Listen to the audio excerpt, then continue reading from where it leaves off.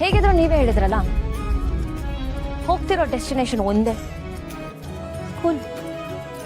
So ಅಂದರೆ ನಾವೆಲ್ಲ ಒಟ್ಟಿಗೆ ಹೋಗೋದು ಬರೀ ಸ್ಕೂಲ್ ತನಕ ಅಷ್ಟೇನಾ?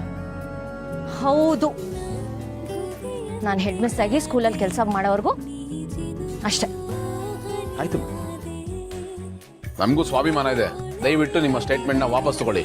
ಕೆಸರು ಅಂತ ಗೊತ್ತಾದ್ಮೇಲೆ ಯಾರಾದರೂ ಕಲ್ಲಾಗ್ತಾರ? ಯೋಚನೆ ಮಾಡಿ. Excuse me.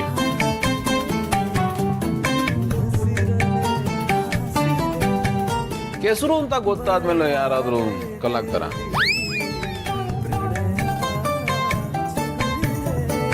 ರೀ, ನಾನು ಏನು ಅನ್ಕೊಂಡಿದ್ದೀರಾ ನೀವು? ನಾನೇನು ಅಷ್ಟೊಂದು ಓವರ ಕುಡಿತೀನಿ ಅನ್ಕೊಂಡಿದ್ದೀರಾ? ನನ್ಗೆ ಯಾಕೂ ಗೊತ್ತಾಗ್ದಾರೋಗೆ ಸ್ವಲ್ಪ ತಗೋತೀನಿ ಅಷ್ಟೇ. ಹಾ, ಎಲ್ಲ ಕುಡ್ಕೊಂಡು ಹೇಳೋ ಕಾಮನ್ ಡೈಲಾಗ್ ಇದು.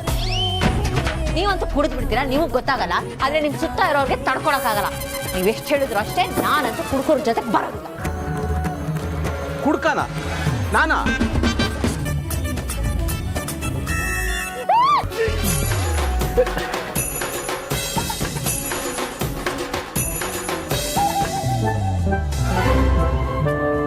ಏನ್ ಮಾಡ್ತಿದ್ದೀರಾ ಇಲ್ಲಿ? ಅದು ಸಿಕ್ಕಾಪಟ್ಟೆ ಶೆಕೆ ಆಗ್ತಾ ಇತ್ತು. AC ಆನ್ ಮಾಡೋದಕ್ಕೆ ರಿಮೋಟ್ ಹುಡುಕ್ತಾ ಇದ್ದೆ. ಅದು ನಿಮ್ಮ ಕೈಯಲ್ಲಿ ಇತ್ತು, ಅದಕ್ಕೆ ತಗೋತಾ ಇದ್ದೆ. ಕೆಳಗೆ ಮಲಗಿದ್ನಲ್ಲ, ಚಳಿ ಆಗ್ತಿತ್ತು, ಅದಕ್ಕೆ AC ಆಫ್ ಮಾಡಿದೆ. ಆಫ್ ಮಾಡಿದ್ ಗೌತಮ್ ಅವರೇ, ನಿದ್ದೆ ಬರ್ತಿಲ್ವಾ?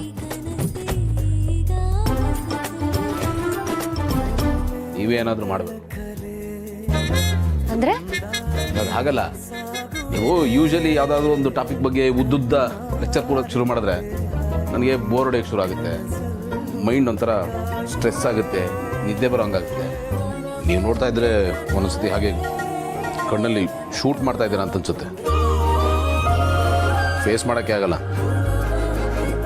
ಏನೋ ಹೇಳೋಕ್ಕೋಗಿ ಇನ್ನೇನೋ ಹೇಳ್ಬಿಡ್ತೀನಿ, ಆಮೇಲೆ ಅದನ್ನು ಸರಿ ಮಾಡೋಕ್ಕೆ ಇನ್ನೇನೋ ಹೇಳ್ತೀನಿ. ಯಾವುದು ಕನ್ವೆ ಆಗದೆ ಏನೋ ಹೇಳೋಕ್ಕೋಗಿ ತಡವರ್ಸ್ಬಿಡ್ತೀನಿ. ಏನು ಹೇಳೋಕೊಟ್ಟಿದ್ದೆ, ಏನು ಹೇಳ್ತಾ ಇದ್ದೀನಿ, ಮುಂದೆ ಏನು ಹೇಳಬೇಕು ಎಲ್ಲ ಕನ್ಫ್ಯೂಸ್ ಆಗ್ಬಿಡುತ್ತೆ. ಇದು ನನ್ನ ಪ್ರಾಬ್ಲಮ್ಮು.